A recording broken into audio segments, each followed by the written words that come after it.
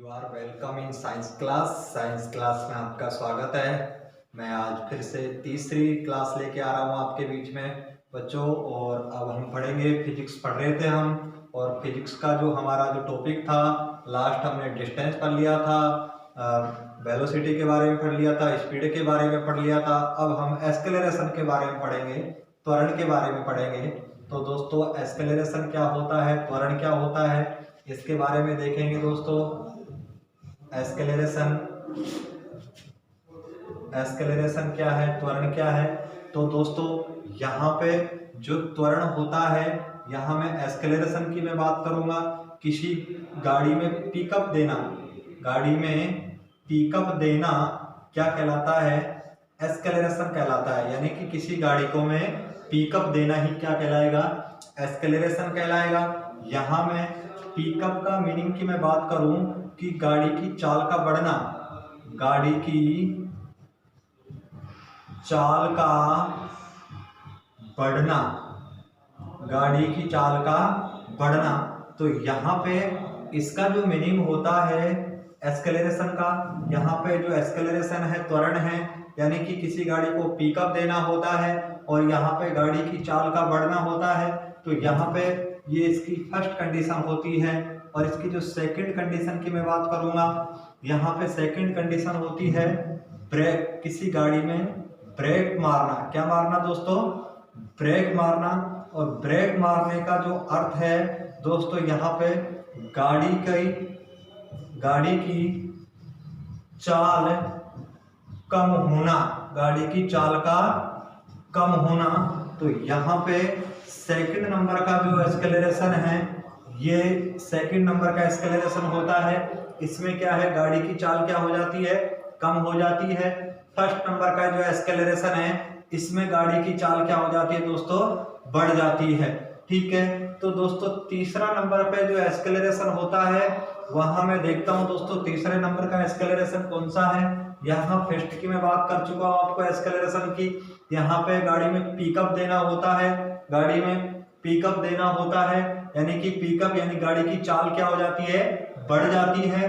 Second वाला यानी किसी गाड़ी में ब्रेक लगाना होता है, तो गाड़ी की चाल क्या हो जाती है दोस्तों, कम हो जाती है। तो विद्वान साथी इसे मंदन भी बोलते हैं, लेकिन फिजिक्स की भाषा में मंदन कोई शब्द नहीं होता है। ठीक है। तो यहाँ पे जो फिजिक्स में इसे ही एक्सेलरेशन बोला जाता है, इसे भी क्या बोला जाएगा, एक्सेलरेशन बोला जाएगा।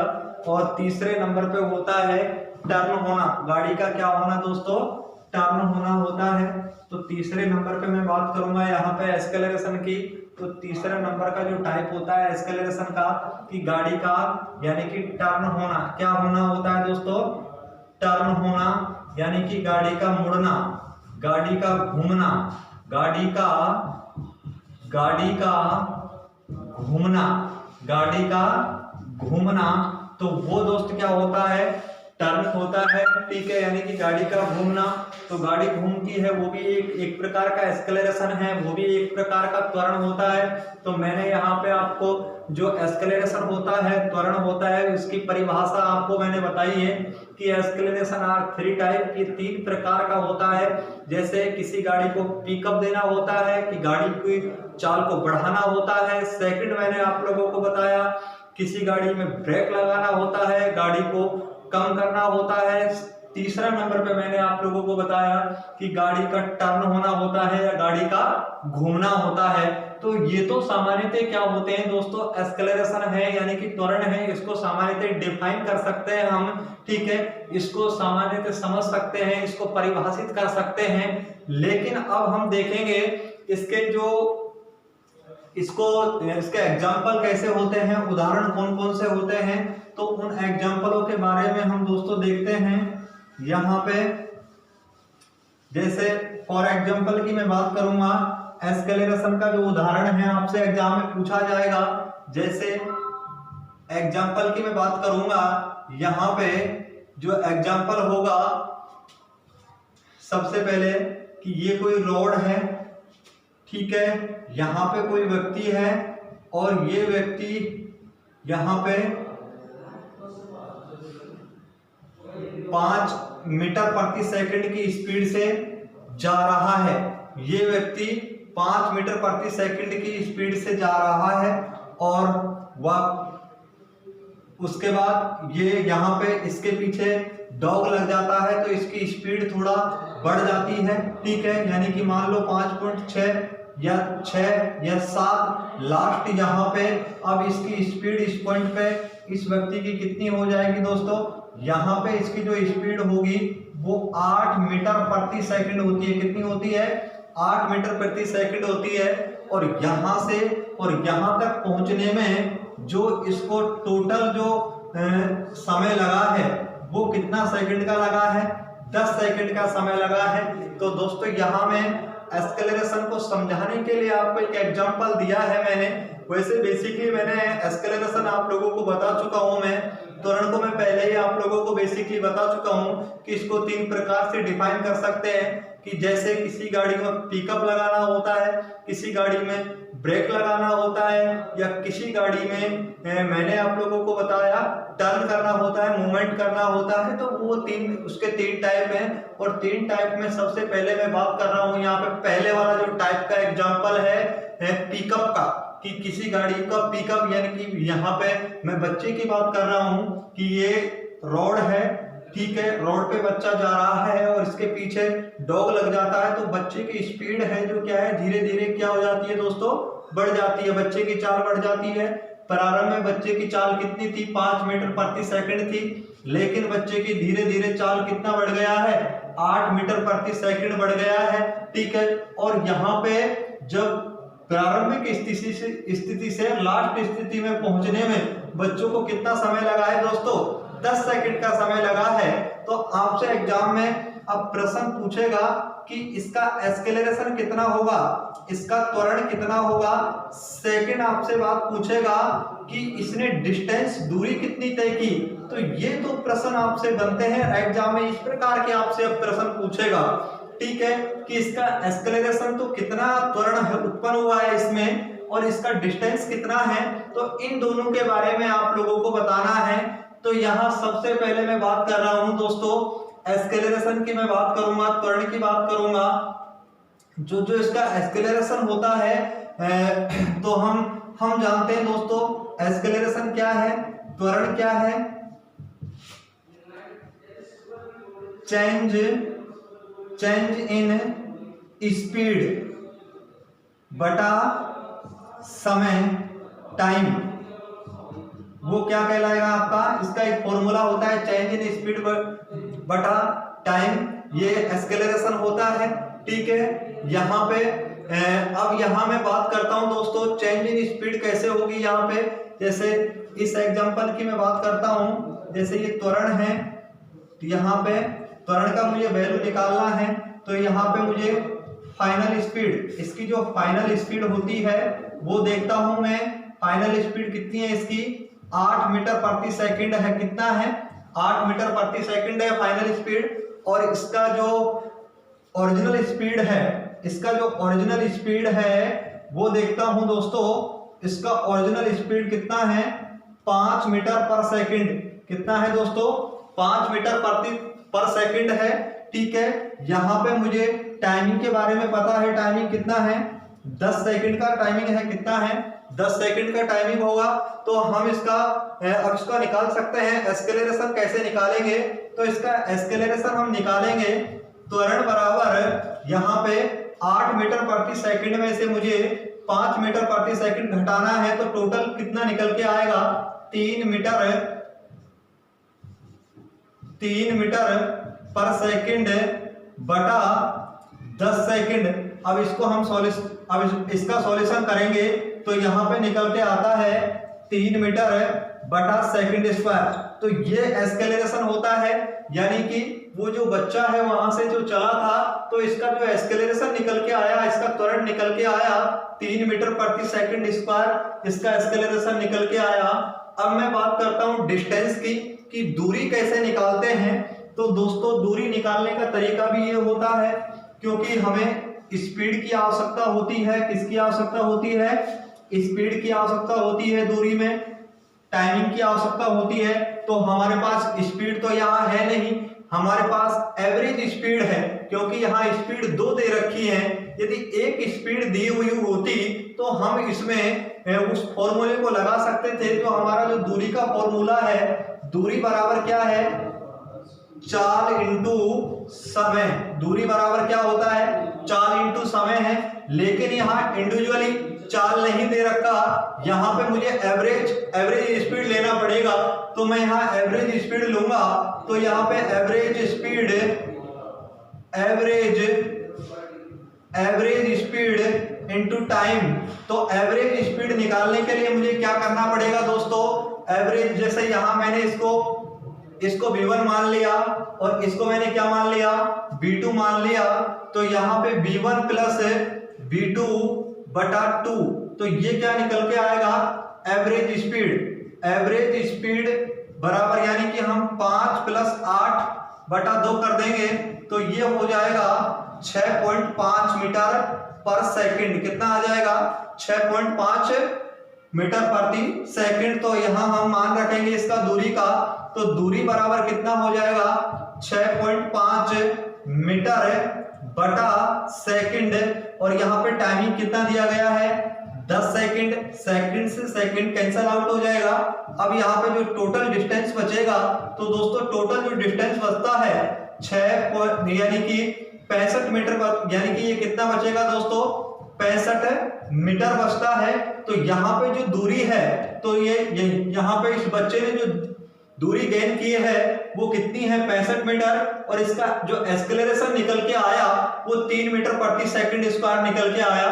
तो इस प्रकार का ये एग्जांपल है जो मैंने आपको शुरू में बताया था। जो पिकअप का एक्सेलरेशन होता है, ठीक है, जो पिकअप का एक्सेलरेशन होता है जिसमें चाल का बढ़ना होता है, उससे संबंधित ये एग्जांपल था। तो इस प्रकार आपका कंसेप्ट भी क्लियर हो गया होगा इस न्यूमेरिकल प्रश्न से। अब नेक्स्ट थोड़ा कॉम्प्लिकेटेड, इससे आगे और प्रश्न देखते हैं। इसको दोबारा रिकम्बरिंग करता हूं दोस्तों। जैसे मैंने आप लोगों को बताया, कोई लड़का है यहाँ पे रोड पे खड़ा हुआ है और इसके पीछे डॉग लग जाता है और इसका जो प्रारंभिक स्पीड था 5 मीटर प्रति सेकंड था। डॉग की वजह से यहाँ पे स्पीड इसका बढ़ गया और लास्ट पॉइंट पे इसका स्पीड कितना हो गया, 8 मीटर प्रति सेकंड हो गया, ठीक है। और इसने यहाँ से प्रारंभिक स्थिति से और लास्ट की स्थिति में कितना समय लिया, 10 सेकंड का समय लिया। और यहाँ पे जो 10 सेकंड का समय लिया है इसने, तो अब मुझे इसमें एक्सेलरेशन निकालना है और डिस्टेंस निकालना है।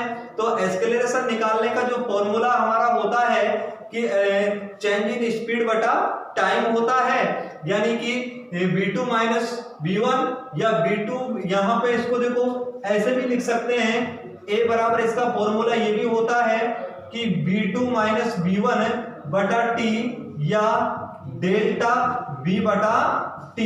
डेल्टा v भी लिख सकते हैं, इसे डेल्टा v बटा t लिख सकते हैं, यहां से भी इसका वैल्यू निकाल सकते हैं। तो इस प्रकार इस प्रश्न को हल करेंगे, डिस्टेंस निकालेंगे हम इसकी। तो यहाँ पे चाल इंटू समय होता है और हमारे पास इंडिविजुअली स्पीड नहीं है, तो मुझे यहाँ पे एवरेज स्पीड निकालनी पड़ेगी, क्योंकि ये तो मेरे पास तो फाइनल स्पीड है और ये कौन सी है, ओरिजिनल स्पीड है। यानी कि ये तो फाइनल स्पीड है और ये कौन सी है, ओरिजिनल स्पीड है। तो इनको मैं दोनों को ऐड कर दूंगा, तो उसके बाद क्या निकल के आएगा, एवरेज स्पीड निकल के आएगा। और एवरेज स्पीड कितना होता है, 6.5 मीटर प्रति सेकंड होता है। हमारे पास फॉर्मूला है तो इसमें हम वैल्यू रखेंगे। तो यहाँ एवरेज स्पीड मल्टीपल टाइम, तो यहाँ पे दूरी बराबर क्या हो जाएगा, 6.5 मीटर बटा सेकंड इंटू 10 सेकंड। सेकंड से सेकंड कैंसिल आउट हो जाएगा। अब टोटल जो डिस्टेंस बचेगा कितना बचेगा दोस्तों, 65 मीटर यहाँ पे बचता है, ठीक है। तो इस प्रकार जो मैंने आप लोगों को बताया, जो पिकअप का जो एक्सेलरेशन था उसका ये एक एग्जांपल था। अब सेकंड एग्जांपल लेते हैं, हम आगे देखते हैं दोस्तों।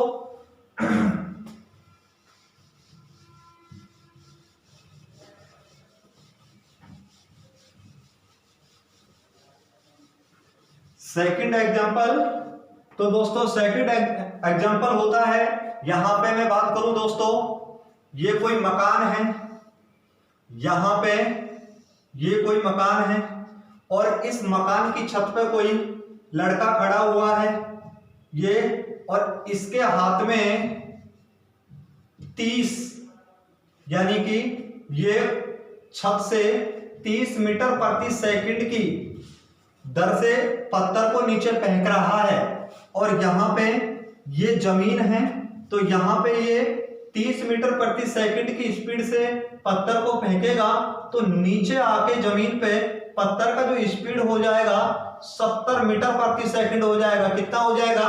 70 मीटर प्रति सेकंड हो जाएगा। और यहाँ पे जो टोटल जो समय था, टोटल जो टाइमिंग था वो कितना सेकंड का था? 4 सेकंड का वक्त लगा है। तो दोस्तों ये भी एग्जांपल एक्सेलरेशन से संबंधित है, ये भी एग्जांपल त्वरण से संबंधित है। तो मैं आपको दोनों बातों को इसमें बताऊंगा। यहाँ पे ये कोई मकान है, मकान की छत पे टॉप पे कोई लड़का खड़ा हुआ है और उसके हाथ में पत्थर है और पत्थर को वो प्रारंभ में 30 मीटर प्रति सेकंड की स्पीड से फेंकता है नीचे। तो वहां पे उसका जो जमीन पे पत्थर आएगा तो उसका स्पीड धीरे धीरे क्या हो जाएगा? बढ़ जाएगा। अब उसका स्पीड कितना हो गया? 70 मीटर प्रति सेकंड हो गया।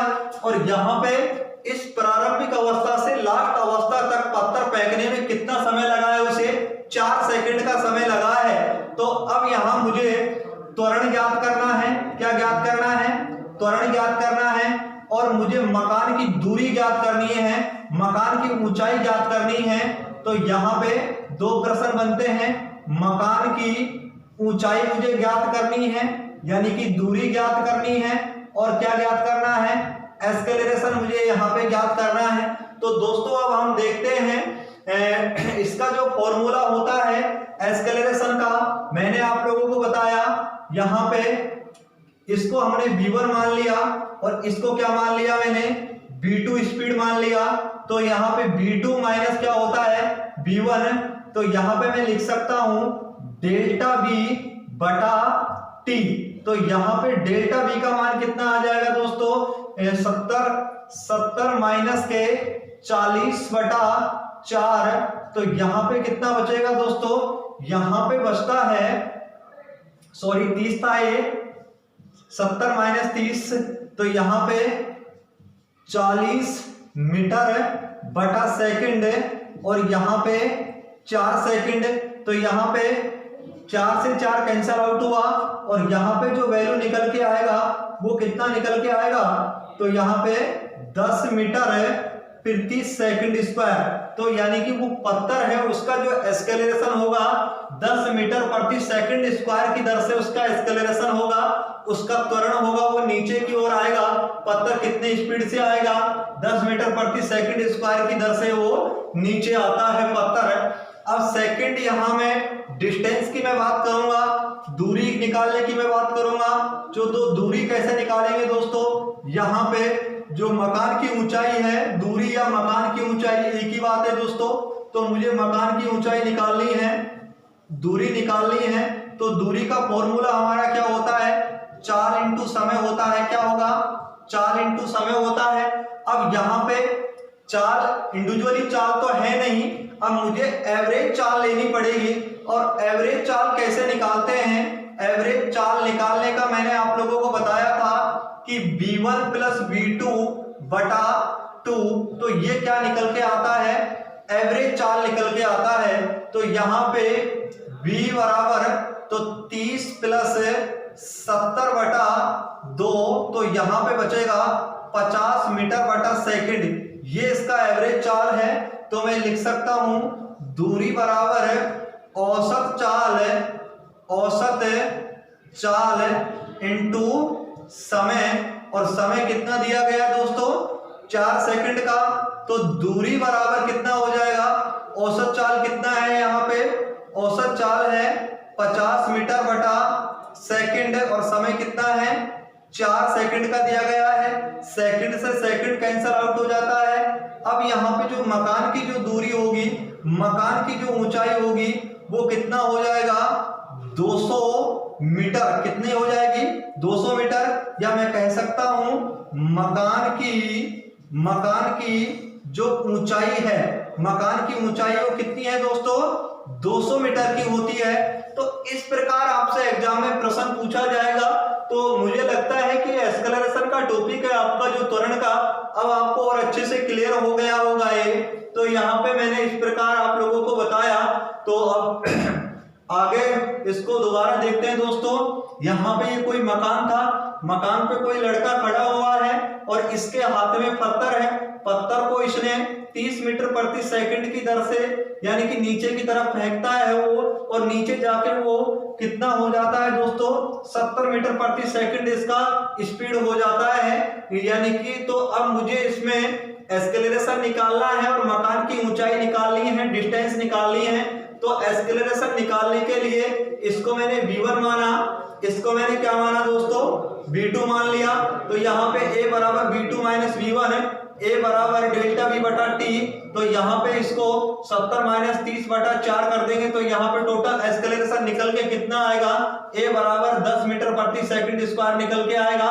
ऐसे ही इसमें डिस्टेंस निकाल लेंगे तो यहाँ पे एवरेज जो स्पीड है, एवरेज स्पीड निकालने के लिए v1 प्लस v2 बटा 2 कर देंगे।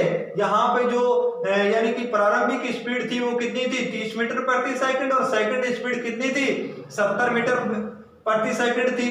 तो दोनों को ऐड करके 2 का भाग दे दिया तो एवरेज स्पीड निकल के आया 50 मीटर प्रति सेकंड। तो यहाँ दूरी का फॉर्मूला होता है चाल इंटू समय, लेकिन यहाँ हमें एवरेज चाल लेनी है तो दूरी बराबर औसत चाल इंटू समय। तो दूरी बराबर 50 मीटर बटा सेकंड इंटू 4 सेकंड। यहाँ पे दूरी कितनी आती है, 200 मीटर। अर्थात मैं कह सकता हूं कि मकान की ऊंचाई कितनी है, 200 मीटर की है, और मकान से ऊपर से जो पत्थर फेंक रहा है उसका एक्सेलरेशन कितना है, 10 मीटर प्रति सेकंड स्क्वायर है।